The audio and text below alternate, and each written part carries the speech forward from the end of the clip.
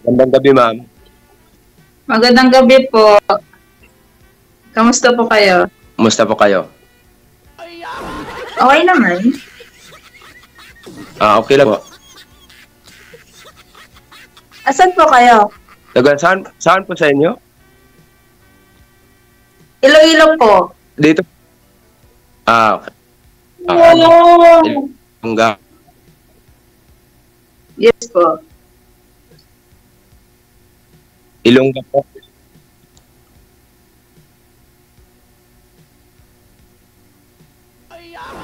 Ilongga daw po kayo, ma'am. Sabihin niya, ma'am. Sa Bulacan. Pero taga Bukidnon ako, taga Mindanao. Nagtatrabaho lang ako dito. Saan tayo sa Bulacan? May kawayan. Sa Kuan may kawayan. Wala po ba kayong asawa? Wala po. Ni kailanman hindi ako nag-asawa. Hindi ako nakadaranas na may... Ilang taon ka na ba? 35 po.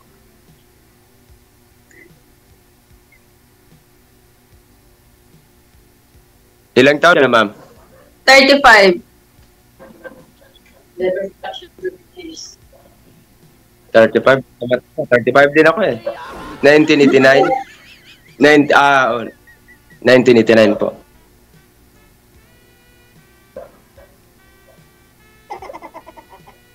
Ikaw po ba? Single mom ka rin? Or pure dalaga?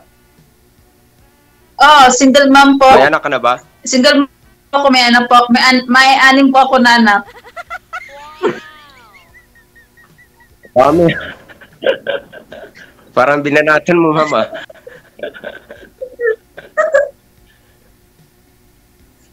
Pero isa lang namang tatay. Ay, oo naman po. Saan?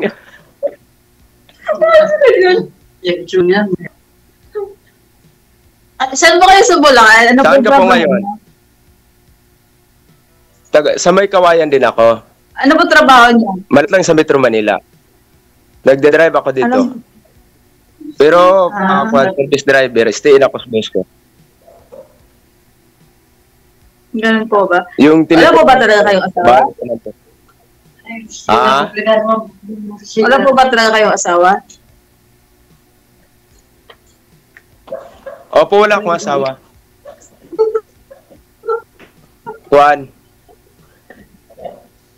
Baka Pure po may binatay. asawa po kayo. Baka po may asawa po kayo at matulpo ako ha. Ayaw ko Wala matulpo. na kailanman hindi ako.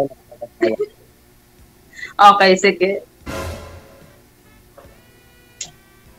Kayo po, single dad po ba kayo? Hindi po. Binata din ako. Binata. Bakit hindi po kayo nag-asawa?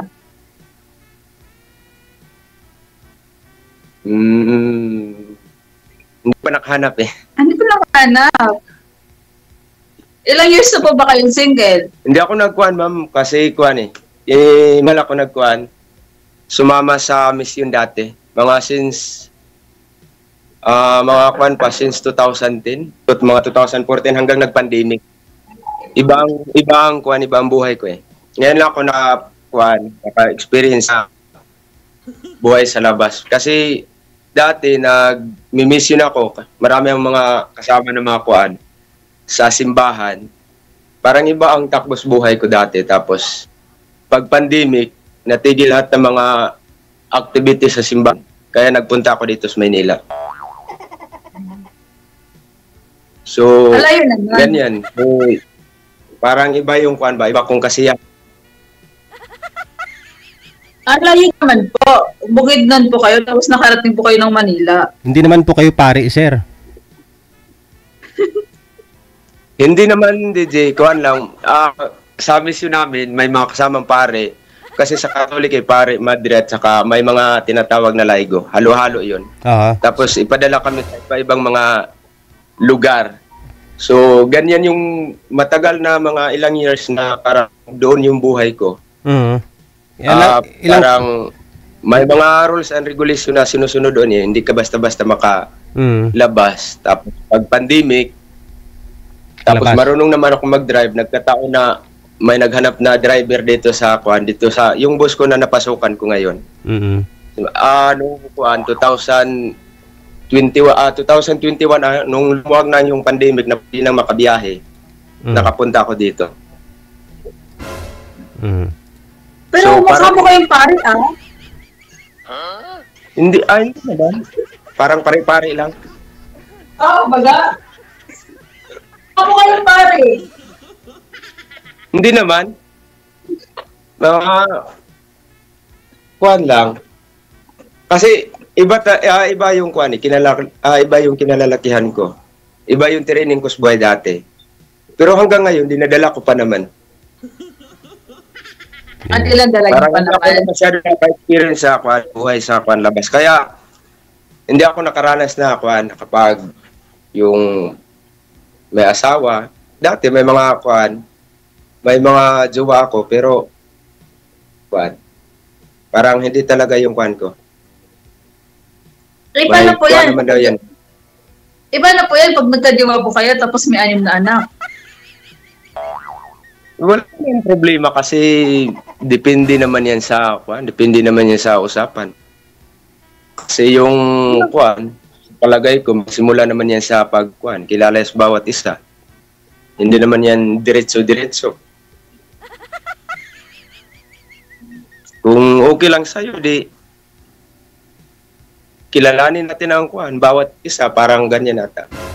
Sa simbahan, yung ginagamit namin, yung tawag, yung connection and communication, parang ganyan. Pag may connection and communication sa bawat isa, parang dyan mula lumalalim ang pagkilala sa bawat isa. Paano po yan kapag nag-asawa po ba kayo? Kasi masyadong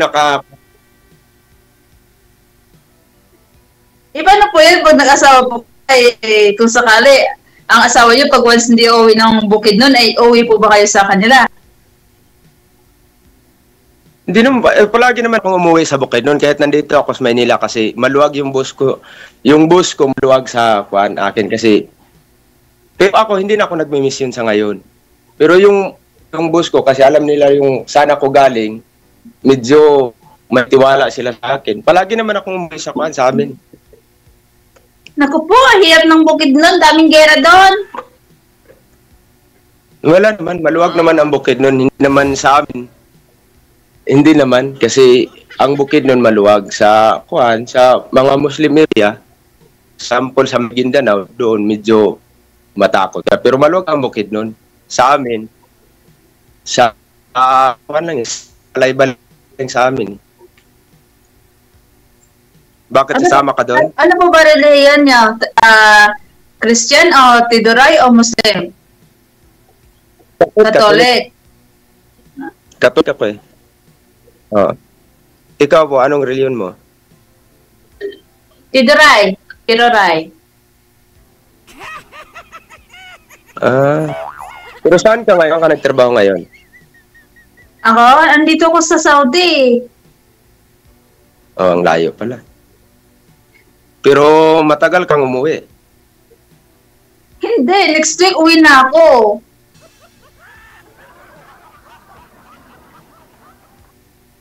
Uwi na ako next week. Oh. Ano po? Next week po, pauwi Hindi na ko masyadong ako. marinig kaswan. Parang putol-putol. Next week? Opo. Kailan po? Next week po, ngayong month po ng October. Lapit na pala. Tapos diretso ka Iloilo. Pag dating dito sa airport. Ay, hindi naman po. Dadaan pa ng Manila. Kasi, Manila. oo. Ay, hindi pa kala ko connecting yung flight mo galing sa pagdating mo dito sa sa Naiya, akala ko diretso ka na sa Diretso ka na sa Iloilo. Kasi, pupuntahan ko pa yung lola ko sa yung ko sa Manila eh. Saan po banda? Sa Malati po. Sa Maynila mismo. Malapit lang. Palagi naman akong bumabiyahe dito. Lapit lang. Ah. Matagal ka pa dito. Depende sa panahon. Wala ka pang kuan. Medyo matagal-tagal ka pa dito. Baka magkita pa tayo dito.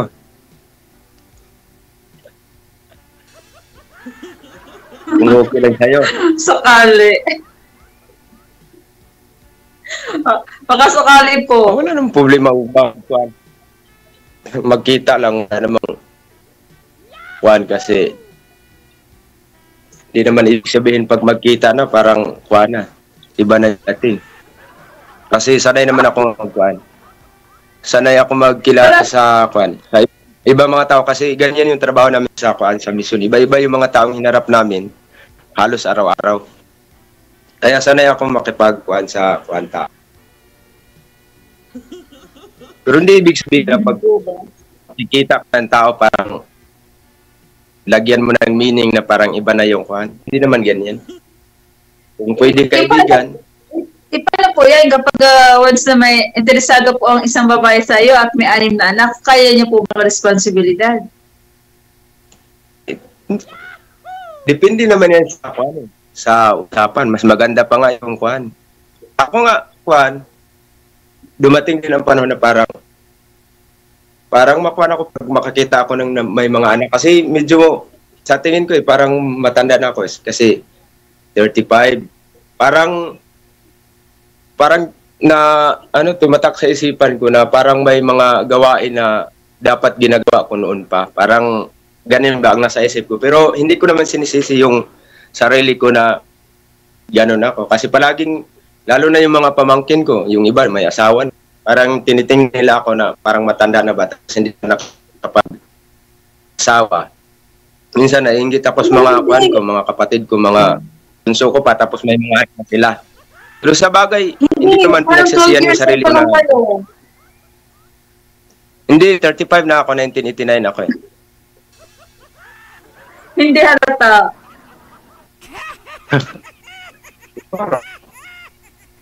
Parang nasa 12 to 15 years old pa lang kayo. Hindi naman. Hindi ba? Pero, matanda na rin, matanda na. Matanda na. Hindi halata eh. Minsan nga, hindi pa. Ang matanda kasi puti Minsan ng nga, buhok. Tinikal, ha? tikalon. Tinikal, tikalon. Oh, Kung di ba gawin? kaya ko, mabilis lang naman ako makaalis dito sa bus ko. Tapos, may motor naman ako. Ah. Di maga pala pag may motor, kung saan palang sulok tumatakbo yan. Dito sa buong Manila, naikot-ikot ko na to kasi nag-delivery rider ako. Pag wala akong biyahe sa bus ko, kasi yung bus ko, nagtuturo sa UP Diliman. Tapos pag makauwi dito sa bahay, wala nang ibang lakad. Tapos nag-sideline ako, delivery rider. Sana already mag-ride on tayo. Dito sa Ay, Kaya kung sa Malati ka lang kuan, oo. Kaya kung sa Malati, ko lang yan hanapin. Palagi naman ako dyan. wala namang malayo. Kapag gusto mo yung isang tao at residido ka, wala namang malayo, di ba? Lahat naman malapit. Sa bagay, pag wala namang malayo pa, totoo yan. Gusto mong isang tao, hanapin mo yan. Tapos gagawaan mo yan ng paraan na maabot mo. Wala malayo Ganun. kapag interesado. Kapag hindi interesado, malayo talaga. Puntahan kita pag uwi mo dito? Ay, oo. Walang problema. Sunduin mo ako, mag-ride tayo. Pwede man gumagala-gala doon. Oo naman. Marami naman pwede gumagala. Hindi, walang problema sa akin. Sanay na ako makipagkaibigan. Makipagkilala sa ibang tao. Pero di ibig So, sabihin na pag nagkikita, iba na. Parang kaibigan lang. Pero napaka-advance naman ang isip mo. Huwag kang mag-alala. Hindi naman ako tulad ng babae na mabilis sa mga ganong mindset. Ano po? Sa pagkikipagkaibigan, makikipagkaibigan ako sa'yo. Kaso nga lang, Oh, sa pwede pag makakain ka dito. sa anim na Pag ano, makauwi ka, sa pagkikipagkaibigan, magkita tayo. may anim na anak na ako. Oh, baka mahulog loob mo sa akin. Paano yan? May anim na anak na ako. Pinikal.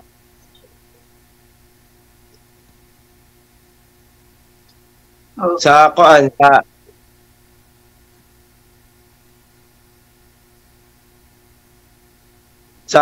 ako sa ngayon hindi pa naman natin mapag-usapan sa ngayon kasi hindi pa man natin masyadong kilala ang kuan bawat isa.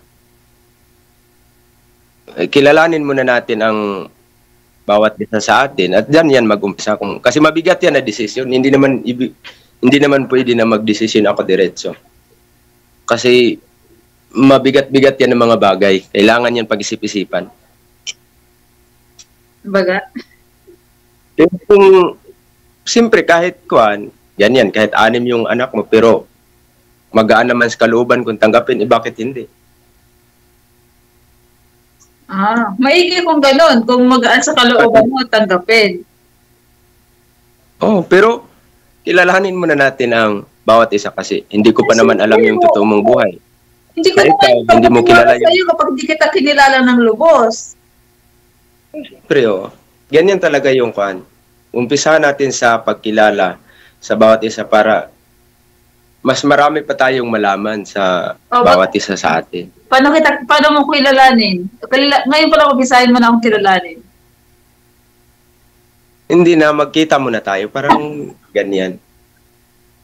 Magkita? Kailangan ng commitment sa bawat isa. Hindi naman pwede na.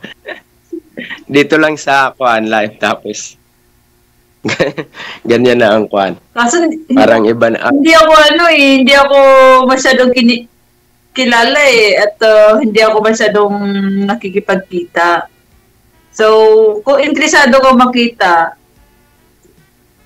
may way talaga dyan. Kaso parang Ano po? Parang kasi mailap akong kilalanin. Bakit po? Hindi ko alam kung makilala mo ako o kaya mo akong pakisamahan. Pero huwag ka mag-alala, good person naman ako. Kaya nga Kaya kailangan muna nating magkita kasi hindi naman natin makilala ang bawat isa pag dito lang sa tawag-tawag, sa video call. Kahit naka-off-cam tayo dito kay Sir DJ kapag mga sa video call lang, wala yan. Marami pa tayong hindi malaman sa bawat isa. Ganyan lang. Kailangan tayong magkita. Parang ganyan ata ang insakto. Hindi ba maaari na kilatisin o kilalanin mo na ang bawat isa kahit hindi pa nagkita? Mahirap yun, te. Mahirap pa. Alin mo ba yung mahirap? Yung kinikilala niyo ang bawat isa through online or kinikilala niyo ang bawat isa na nagkikita na kayo in person? Para lang yung kuan. Para lang yung bula ang biglang mawala ba? Imposible naman na nagkikita lang kay Facebook tapos love na ninyo ang bawat isa. Parang imposible yun. Ganun naman na nangyayari sa panahon ngayon, di po ba? Hindi na iba ngayon. Yun ang dahilan ba't kuan.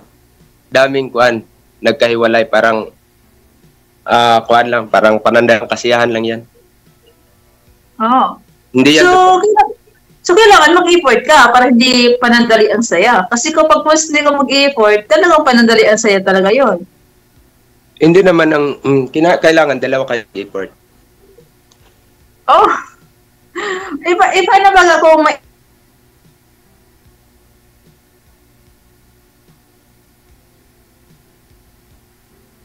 Hindi ko na wala nang tinig.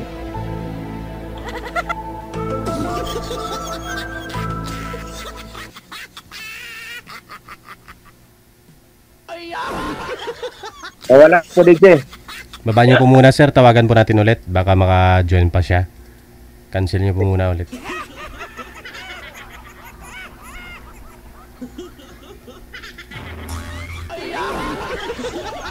Pwede ko kayo magkita, ma'am. Kita lang naman eh.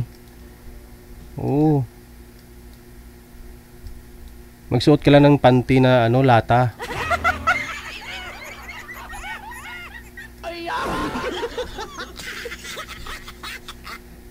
Pero baka may abrilatang dala, no? Wala ho siya, manager? Binunot na ho yata ng kasama niya yung wifi. Hindi na eh. Parang binunot na ata eh. Kasi kanina pa yung kasama niya, parang kalit na kuhan. Oo. Siguro nga. Hindi na online. Sige sir, ano na lang siguro, i-chat mo siya. Maraming salamat dito, nakasali ako dito. Okay, thank you, good luck. Kung hindi naman umubra sir, next month, after a month, pwede ka naman sumali ulit.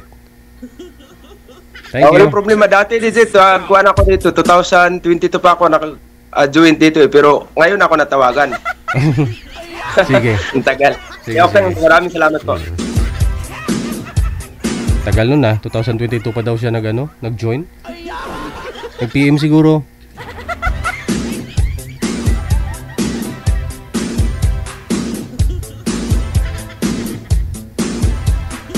Ay, hindi nag-PM siya nung mga September, no? September 17.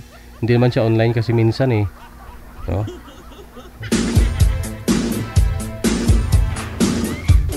Oras natin 7 minuto bago sumapit ang alas 9 na ng gabi.